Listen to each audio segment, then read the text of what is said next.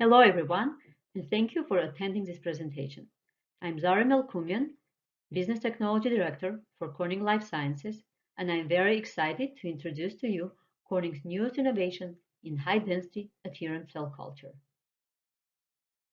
Corning planar multi-layer technologies such as cell stacks have been widely used for viral vector production.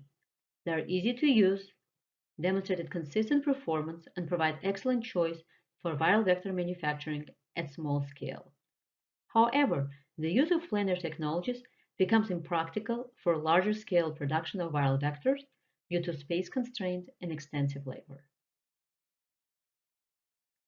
To address this challenge, Corning developed a Ascent fixed bed reactor technology that is rationally designed for high-density adherent cell culture applications. The image on the left shows Ascent benchtop scale system. It comes in three sizes: 1, 2.5, and 5 square meters. The key benefits of Ascent are listed on the right.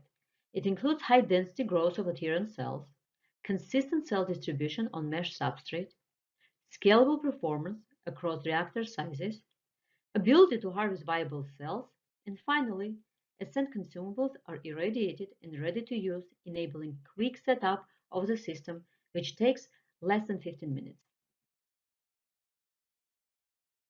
The key features of Ascent FBR system are shown here.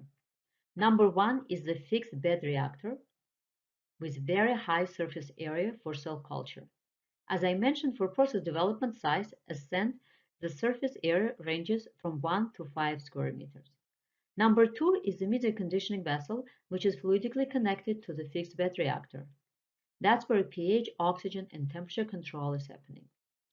Number three shows different single-use accessories, such as caustic or glucose addition bottles. Number four are disposable inline sensors for pH, oxygen, and temperature. Number five is controller, and number six is the touchscreen human-machine interface.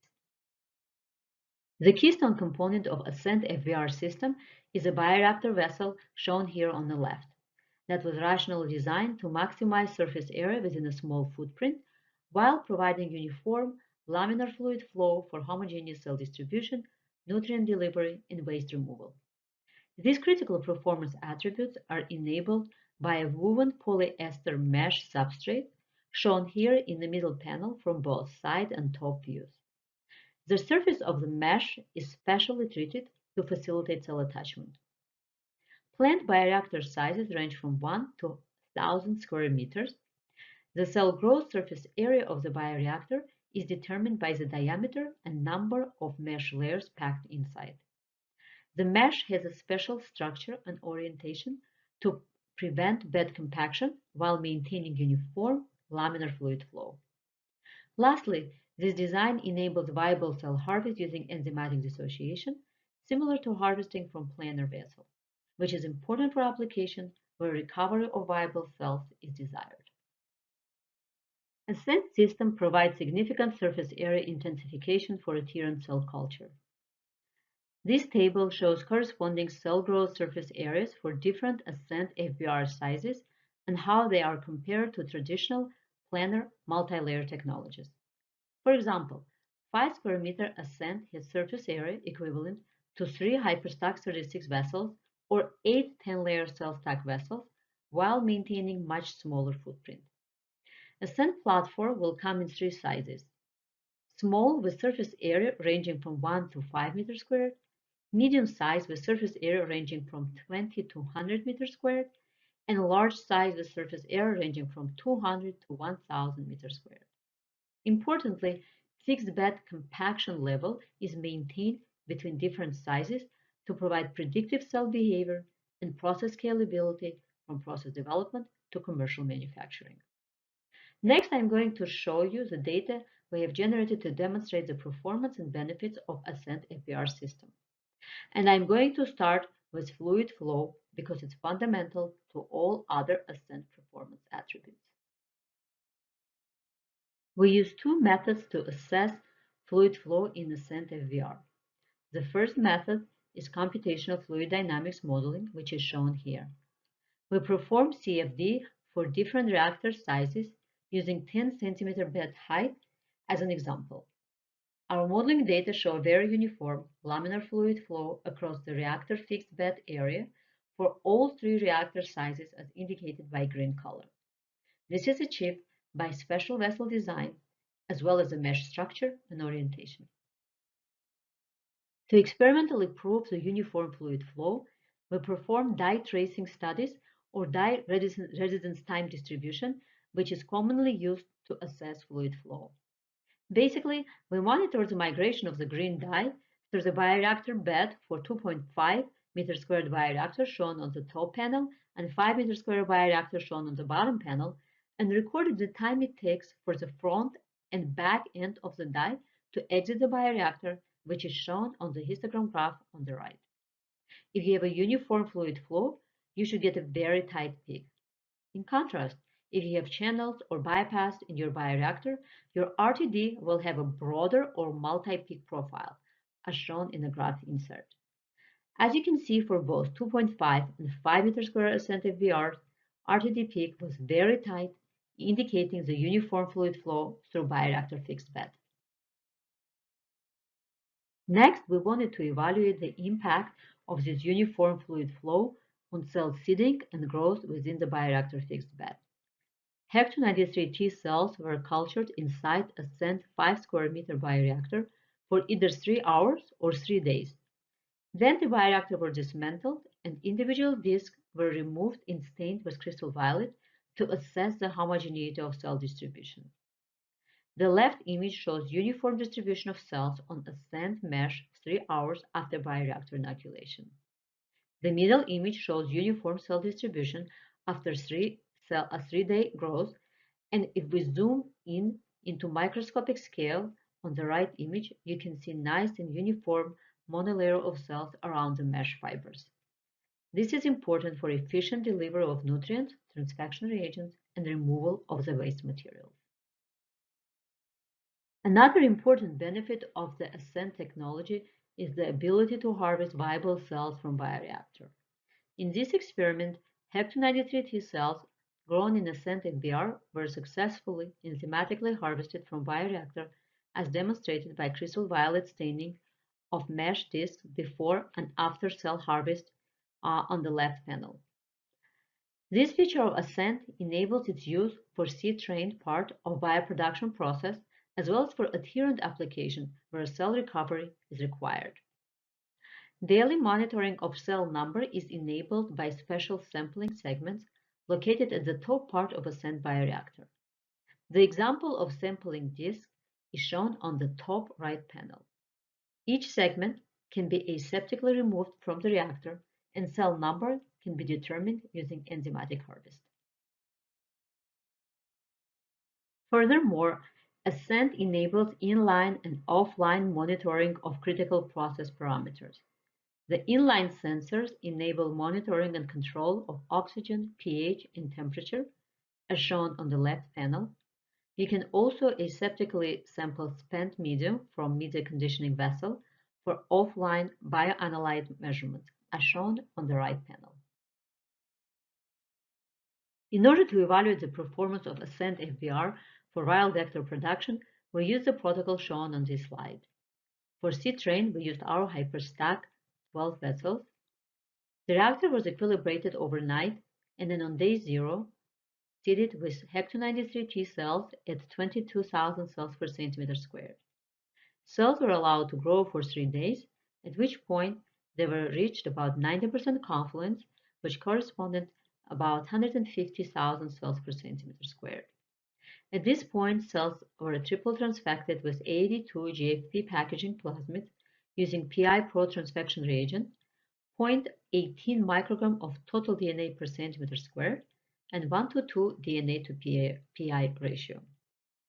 24 hours later, the medium was replaced to fresh medium, and then 72 hours post-transfection, we collected spent medium and cells using in situ lysis with 20 reagents. The lysates were treated with benzonase twice during cell lysis and prior to qPCR analysis at the outside vendor. We did assess the variability of qPCR assay using our reference sample. We observed within run variability of about 7% and run-to-run variability of about 50%, which is unfortunately quite common for qPCR assay. Prior to in situ lysis, we also harvested cells from different levels of the reactor to assess for transfection efficiency using flow cytometry for GFP-positive cells. In this experiment, we wanted to assess two things. Number one, how efficiently can we transfect cells within Ascent FBR? And number two, how homogeneous that transfection efficiency is. And because we already demonstrated uniform fluid flow and growth of the cells within Ascent, we were expecting to see good transfection. And that is exactly what we've observed. As I described in previous slide, HEP293 T cells were seated in Ascent on day 0, triple transfected on day 3, and harvested on day 6 from top, middle, or bottom levels of the reactor or from the entire reactor. We ran flow cytometry to assess for GFP-positive cells, and as you can see, the percent of GFP-positive cells were above 90%, and more importantly, it was the same across the bioreactor, confirming homogeneous transfection efficiency in Ascent. Because of this homogeneous cell distribution and transfection efficiency inside Ascent FBR, we consistently obtain high AAV2 vector yield per centimeter square from run to run and between different bioreactor sizes. The top table summarizes our results from 12 independent runs in Ascent bioreactor, ranging from 0.2 to 2.5 meter square surface area. And as you can see, we observed very consistent performance, both in terms of transfection efficiency above 90% and bulk AAV2 GFP vector genomes around 2 times 10 to the 14th per meter squared. The bar graph on the right shows viral genomes per vessel for Ascent vessels ranging from 0.2 to 2.5 meter squared surface area, and as you can see, we get almost linear scalability. If we extrapolate the average yield per meter square to 500 meter square production size vessel, as shown in the bottom table, we could expect about 1 times 10 to the 17 vector genomes per vessel, which is a quite impressive yield. Next, we wanted to see if we can perform transfection and production of viral vector in Ascent under serum-free conditions, and if so, how would that impact viral vector yield? We ran two 2.5 meter square Ascent reactors side by side. In one reactor, we used our standard protocol with 10% FBS throughout the entire protocol. For second reactor, we cultured HEP293 T cells in serum-containing medium during the first 3 days of growth phase. Then we switched to serum-free DMEM medium 2 hours prior to transfection and kept serum-free medium for the rest of the protocol until day 6. The transfection efficiency for both conditions was quite similar and about 90%, as shown on the left flow cytometry graph. The viral genome yield per centimeter squared for serum condition was about 1.2 times 10 to the 10, and for serum-free condition, about 1.1 times 10 to the 10, which is about 12% lower. This is important data because it shows that you can have much cleaner feed without significantly impacting viral vector yield. The most of the data I presented today was focused on AAV vector.